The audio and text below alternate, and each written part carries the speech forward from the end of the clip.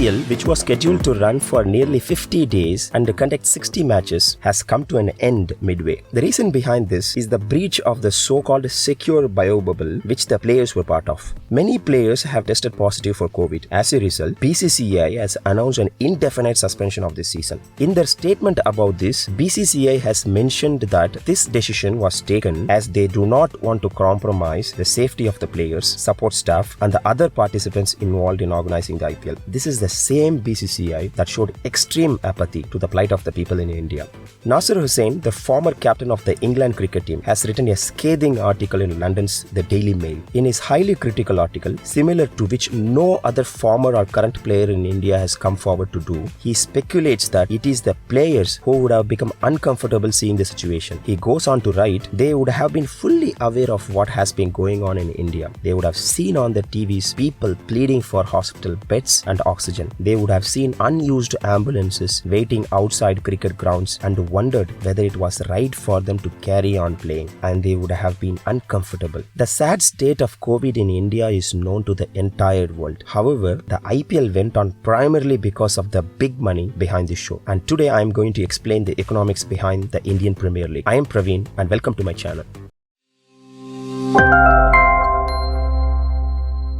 To understand the business of IPL, we need to start with the IPL ecosystem and its participants. BCCI is right at the center of this ecosystem, surrounded by three other parties. First, to broadcast the matches that are played on TV and then streaming services over the internet, BCCI ropes in a broadcast partner. Star Network is the current broadcast partner for 5 years. They signed this contract for around INR 16,350 crores. Star generates revenues through the advertisement slots between the overs in a match, and they charge a whopping INR 12.5 lakhs per spot. Second, we have the sponsors, including the title sponsor. You could guess the title sponsor from the name of the tournament itself. Yes, Vivo. Vivo signed this sponsorship at INR 440 crores for this year. Now, this must come from Vivo's marketing budget. Vivo chooses to do this because of the increase in brand awareness and brand recall they foresee from these tournaments, which would end up resulting in higher sales of the mobile phones. They are steadily on the way to become a dominant player in Indian mobile industry. Look at their figures. Their market share has been on the rise from under 10% 2 years back to nearly 22% right now. More than 1 of every 5 phones sold in India is a Vivo. In addition to Vivo, there are a bunch of core sponsors that shell out around 120 crores per year.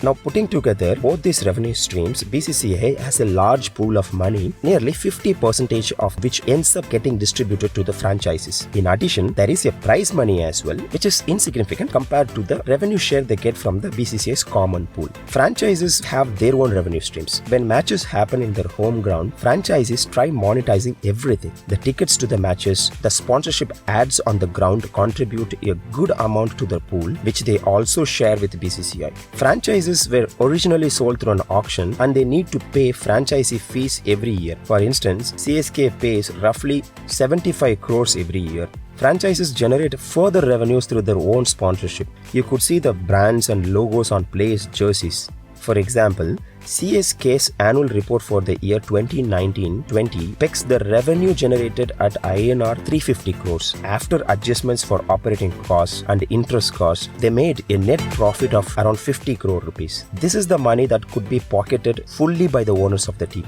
The operating cost, which I earlier mentioned, includes team salaries as well, which is around 50% of the operating costs. What happens to all these parties now? Big tournaments like this plan for such unforeseen circumstances and take insurance cover. BCCI too has taken a cover for INR 3,500 crores for IPL. Sadly, the insurance they have opted for covers everything from man-made disasters like terrorism to act of God like tsunami, earthquakes, cyclones, etc., but not pandemics. In short, BCCI's insurance doesn't cover COVID. This is a little surprising. The BCCI had faced a similar situation last year as well. Have they not picked the lessons from the last year's saga? One view could be that insurance companies are wary of the high risk of payout amidst the COVID environment and might have declined. A slightly possible scenario could be the high premiums for this insurance that BCCI had to shell out made BCCI skip the pandemic cover. After all, through their money power, they could always ensure that the show goes on. They did that by going to UAE last year to conduct the tournament. tournament. For a comparison, let us look at the tennis world. Wimbledon, which is one of the 4 Grand Slams conducted annually, got cancelled last year because of COVID, but they had insurance for the pandemic that paid out $142 million.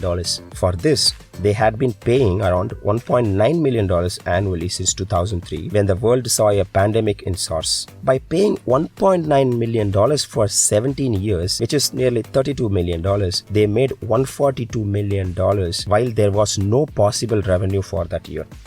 In our IPL scenario, all our 4 parties might have to stomach these losses. Star Network will not be able to sell ad slots. Vivo would have to cut down sales forecasts without marketing. Both these parties are going to pay only half of the original committed money. BCCI, on their part, because of this, would end up cutting the revenue shares for the franchises, which will further get cascaded to the players. Some players might not have signed on for the entire tournament and would be getting paid on a pro rata basis. Most players do sign an annual contract though, resulting in fixed salaries. There is a likelihood of these getting impacted as well.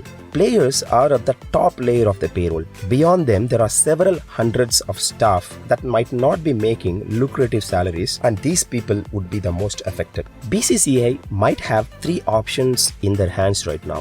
1, to have a full bio bubble in Mumbai to conduct all matches in one place. This was the option they were considering seriously, but it is a far-fetched option given the fact that the foreign players would not be inclined to come back to India again.